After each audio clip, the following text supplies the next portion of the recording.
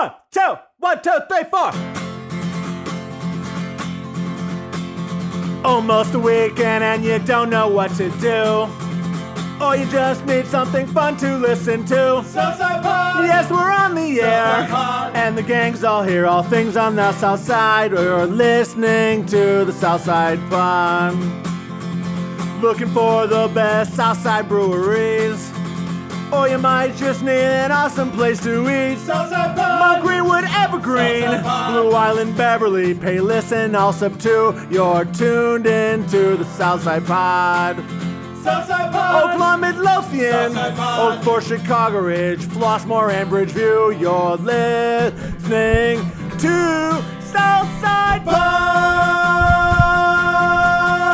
Southside Pod out at Hailstorm Brewing. I have Chris Schiller here, the owner. I have Will Turner, the brewer. How you guys doing? Fantastic. How are you today? I'm good. How are you, Will? I'm doing well. I just saw you at an Oktoberfest this past weekend. Yes, that was a good time. Evergreen Park. Glad to be back. You know, I always ask this of brewers, like, how often do you get out and try other people's things and go to festivals and things like that? But I think the answer from you would be you get out and you explore. Is that how you figure out the new things you want to try? Is that how you keep things fresh so that you kind of know what everybody else is doing? Yeah, I've kind of coined that term liquid inspiration. So it can work in a couple of different respects. One, when you drink alcohol, sometimes it can fuel your creativity, and also just going out there and tasting some of the new and interesting things that other people are doing can give you ideas of what you would like to do as well.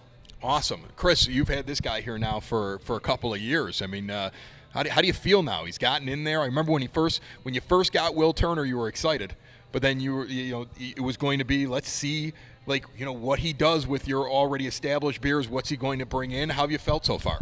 Yeah, he has definitely made everything that we have better, and everybody, that's the sentiment from everyone.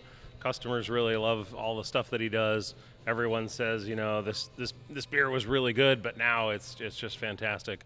And then a lot of the new stuff that he's created, really fits well with our vibe and really goes with everything. So it's been really, really lucky of us to have him. And awesome. Okay, so you laid out a ton of beer. I think I just kind of I figured, we'll have a beer, we'll talk about one thing. Look at all you brought here. What do you want to talk about first? Well, Hailstorm has a big menu. I always think that's cool about that. I think that some breweries simplify things too much. You guys have something for everybody when you walk in. I mean, it seems to be your intent, right? we do try to, we can't have absolutely everything, but at least something in the general style categories for everyone. If you don't want hoppy, there's plenty of non-hoppy options. If you want something big, there's big stuff, there's stouts, there's and we've got from lagers to Germans to we try to have something in all of those, something to tick all those boxes as often as we can. What box do we want to tick first? What do you think? Well, I've got these set up in a sampling order here. Okay. So we've got, these are a few beers that you may not have had. Okay. At least last time we talked to you. So yeah, some of these are newer recipes.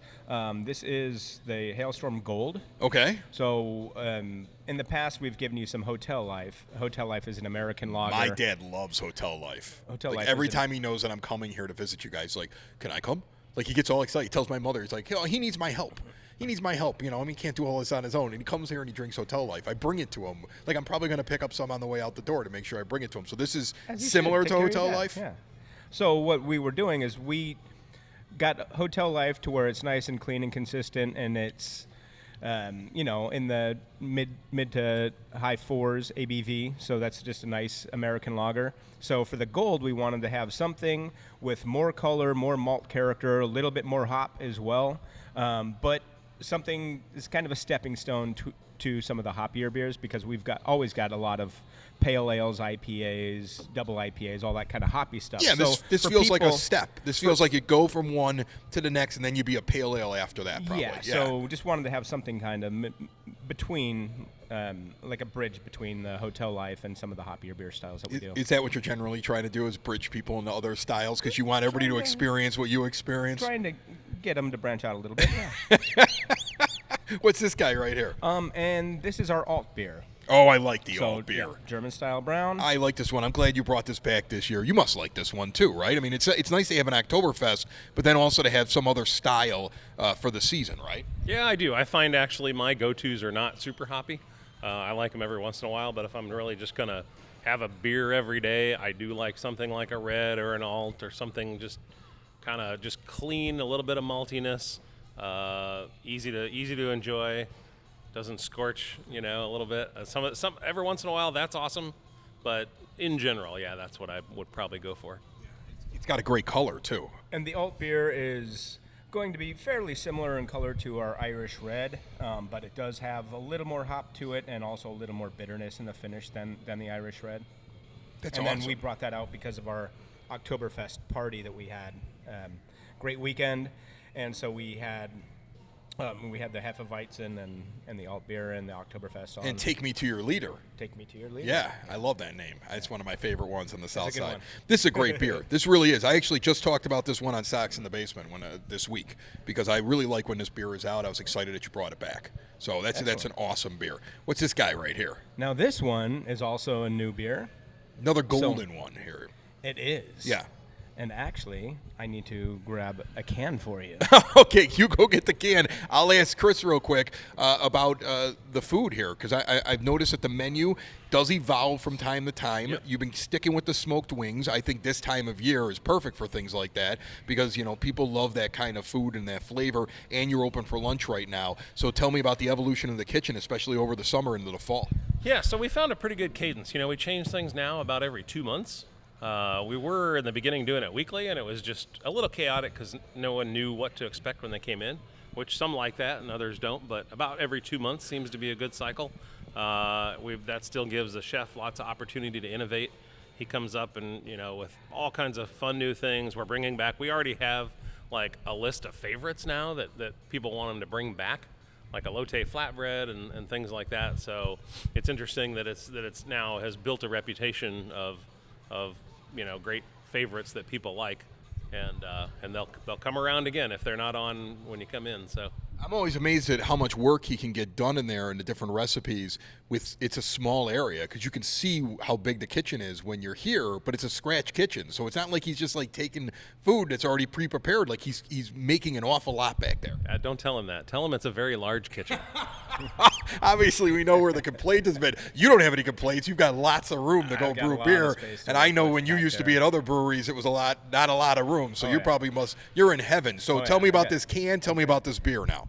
Okay, so this is Ska Centennial, and so we brewed this beer because we had Mustard Plug and the Toasters came to town and played a show at Reggie's, and that's great. Mighty Mighty Boss Tones are playing in the background right now, and we're talking about Ska Centennial.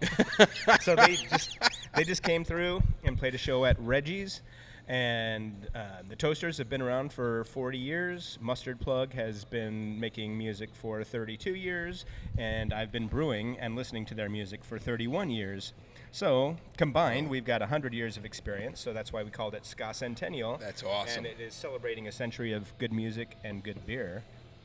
That's really good. And I was then we against ska when it first came out. I was doing radio in the late 90s, and I was like, I don't know. I mean, is this really the same as the other music on alternative radio? Like, you're trying to mix in ska with grunge. I was like, shouldn't this be its own channel? But it grew on me, It did. It grew on me. All of a sudden, I'm humming that Real Big Fish song, and, like, I'm listening to No Doubt, and then the Boss Tones get their thing going, and all of a sudden I got into it. So, I mean, that's a style of music that kind of came on, and I know originally I was like, what is this? And now I dig it.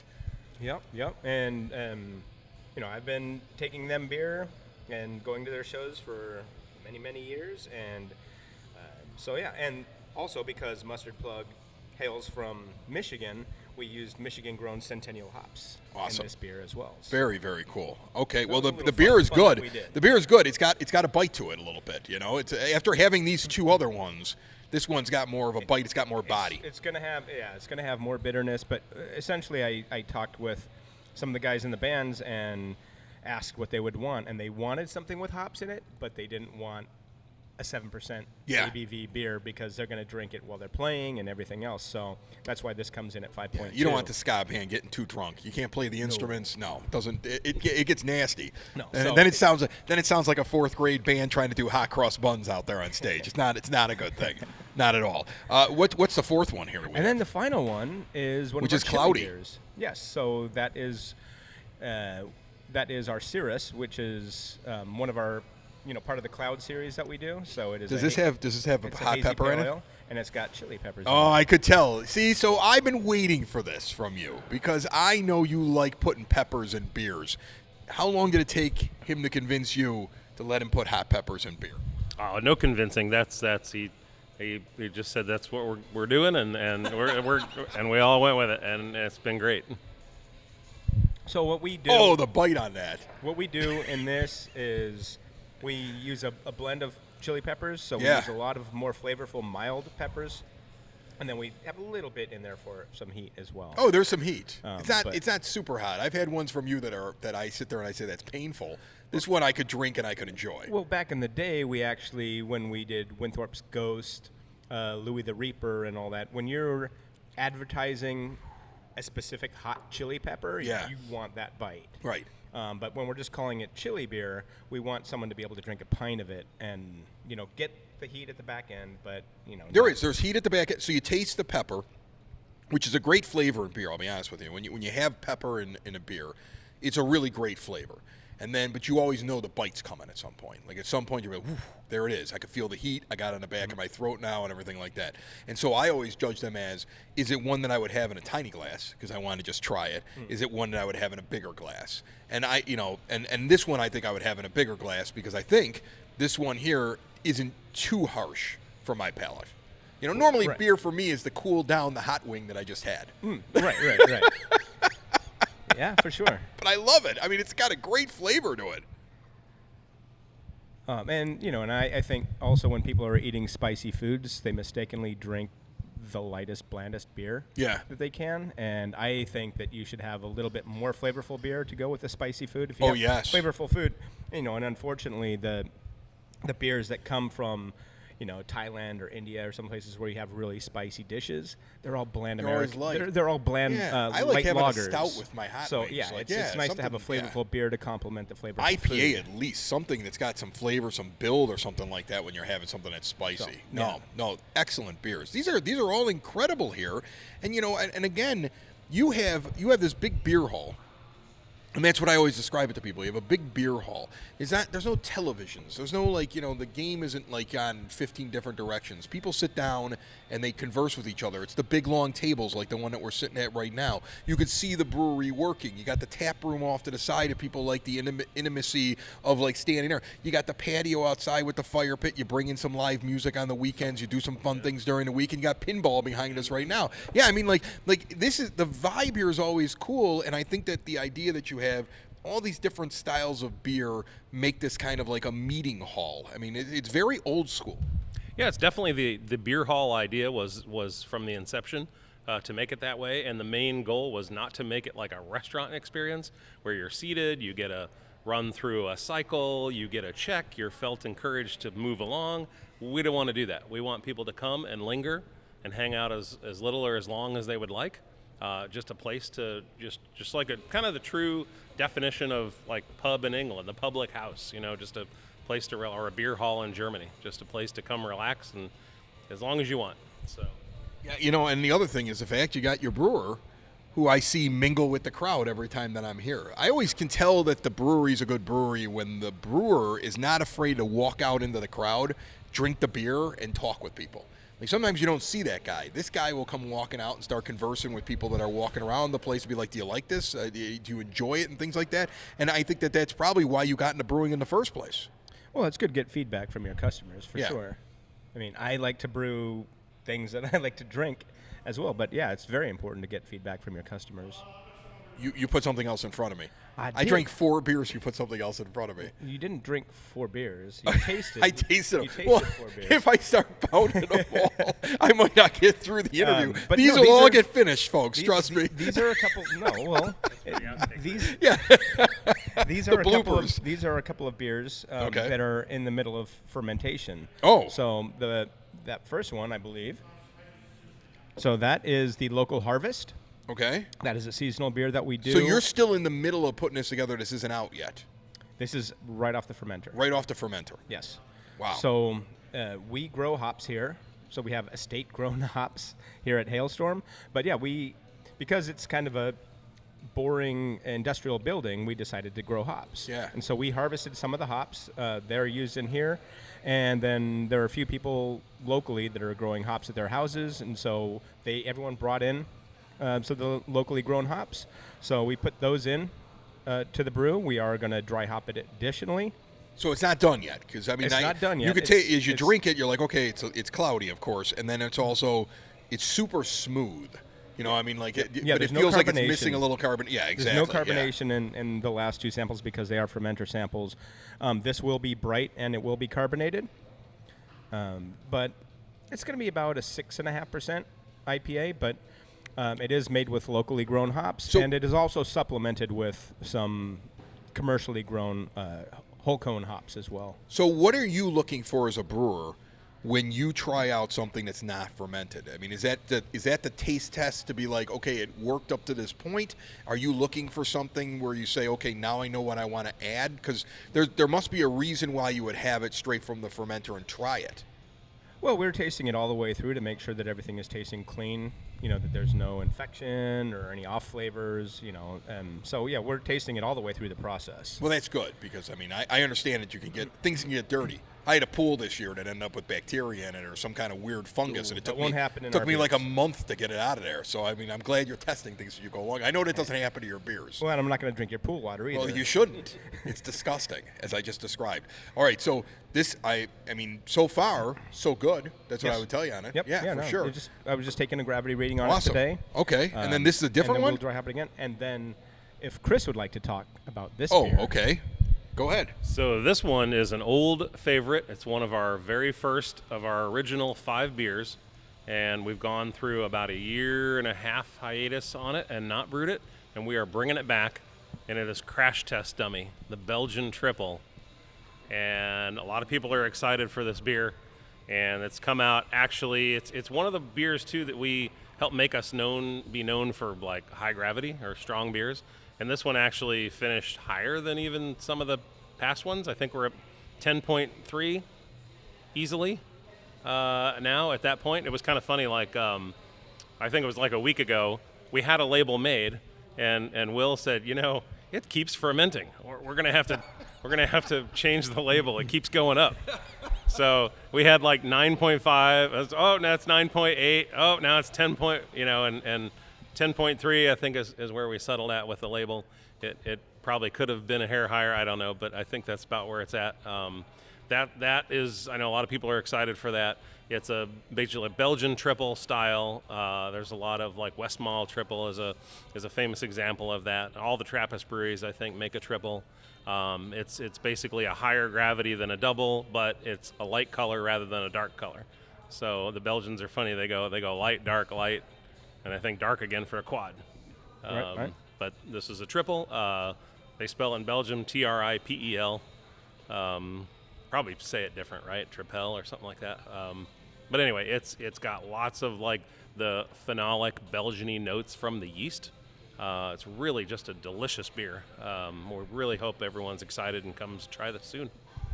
I mean, I smelled this, and right away I was like, it's like I'm smelling delirium tremens, or what? Is that how you say that one? Yeah, because that's like one of the really, like, famous triples. Or and I like drinking the ones that come from the Tapas breweries that the monks make. I mean, you are making a beer that monks make in Belgium. I think that's really cool. Do you get nervous making a beer like this? Is this a hard one to do? No. Well, I'm not a monk. I'm just an old man. Yeah, But me too. no, it was fun to bring in a new yeast strain, and this is not a strain that I've worked with before, but I was looking for certain characteristics in terms of the esters and phenolic character, and just I did my research on it. I saw the range of attenuation, which means how much it's going to ferment, and so I did my calculations based on the highest attenuation, and it went past that as well. So, but no, it's tasting great. And and you asked earlier about what we're looking for when we're tasting all the way through the fermentation. Yeah. I'm just looking for the development of. Like I can tell the this. style. On this one, I can totally tell the style of beer because, like, right away, like I smelled it, I could tell it when I drank it. I mean, but it's such a distinct thing when you have those types of beers. Yeah. And so, we're just looking for the development all the way through and just have been excited. And then, and there's also, if you're going to if you're doing a style like this, you don't want it to be under attenuated and sweet. That's not appropriate for a Belgian. So if you're going to have it dry out a little bit more, then that's quite fine. I'm going to tell you something right now. But it's good, right? I tried this right from the fermenter, and I'm like, you could sell it right from the fermenter, but I can't wait to see what the finished product is like because I believe in this one right here. What's it going to be called again, and when is it out? Yeah, it's Crash Test Dummy. Okay. That's like say it's one of our original 5 beers. But I will say also, this particular version of it is better, quite a bit better than any previous version that we made, I think. I like when you bring back the originals. You did Jesus Toast, if I remember correctly, and that was an original one as well. And you must get a kick out of the idea of seeing like a recipe that's like something that established Hailstorm years ago and going, all right, here we go. Let's put a Will Turner spin on it. Well, yeah, but I'm not coming in and changing everything up. No, I'm not coming in to just say, hey, this is Will Turner's beer. You just have to work off of the things that that work. Why don't you just let me then compliment you like Will Turner's killing it, okay. okay? I mean, for crying out loud, when you walk into a room, they should be playing that theme from Pirates of the Caribbean because of the guy's name was Will Turner, right? It was. Dun, dun, dun, dun, dun, was dun. Will And then you Turner just first. kind of walk in and you unveil your beer. Every beer unveiling should be with that music as you walk in. And you should be wearing an eye patch. That's just my suggestion. Okay. All right, the beer's talking at this point. I'm going to have to wrap How this about just thing safety up. goggles? Chris Schiller, Will Turner, Hailstorm Brewing out in Tinley Park, right on 80th Avenue. Give me the address. I've said it 1,000 times on my show, but I know you can rattle it right off. Yep, it's 8060 186th Street in Tinley Park. Yeah, and look for their stuff. It's on taps around town. I know over at Cork and Carry at the park, they keep rotating different beers that are over there. I've seen you in a couple different places. I know you're on shelves. Look for Hailstorm Brewing, but definitely get into this beer hall and try out everything they have. It is such an extensive menu, really great kitchen, and Will and Chris are constantly mingling around with people. They'll talk beer with you. If you're a person that loves beer, this is definitely a stop on the south side. Thanks so much, guys. Thank you so much for coming. Yeah, and it's good to be back in Evergreen Park. Susie and I bought a place together. I and, know. And moved back to the We neighborhood, broadcast out of so- Evergreen, so Will is like so excited he bumps into me now all the time. Well, yeah, and I'll run into a lot of other people. When are you coming to my bar? You come to my bar sometime. We go to a lot of the Yeah, different bars. you come over to We mine like where the studio is. You can come down to the 9-foot Homemade Oak Bar and hang out in my bar in my your basement. bar, yes. Yeah. Oh, yeah, we'll do Yeah, that. come on But- over. But yeah, we're social butterflies, so All right. we'll be hitting a lot of the pubs around EP and I can't wait. talking beer. I can't wait. Trying to get our beer But you'll on spend tap. the majority of your time at Hailstorm Brewing, right, Chris? That's what it'll be. Cheers, guys. Put 'em up. Here we go. Thank you very much. It's the South Side! It's the South Side! It's the South Side Pod! Thanks for listening! Thanks for tuning in to the South Side Pod! Y'all come back now, you hear?